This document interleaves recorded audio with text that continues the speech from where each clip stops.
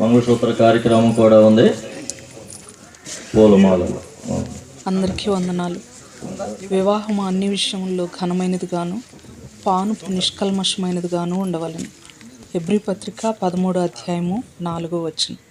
చాలామంది క్రైస్తవులు పెళ్లినాడు చేసిన ప్రమాణాలను మిగిలిన జీవితం అంతా మర్చిపోతుంటారు. క్రైస్తవులమైన మనము స్త్రీ కానీ పురుషుడు కానీ పెళ్లినాటి ప్రమాణాలను సమాధిలోకి వెళ్ళే వరకు జ్ఞాపకం ఉంచుకొని దేవునికి మహిమకరంగా బ్రతకాలి. అందరికీ వందనాలు.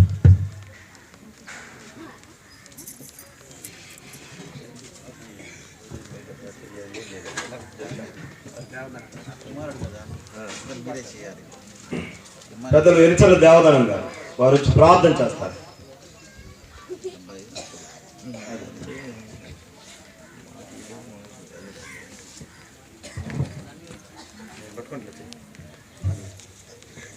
దేవుని దీవెనలోనే పాట పాడుతూ ఉండగా పెళ్లి కుమారుడు పెళ్లి కుమార్తె మెడలో మంగళసూత్రం కట్టి తన భార్యగా స్వీకరిస్తాడు.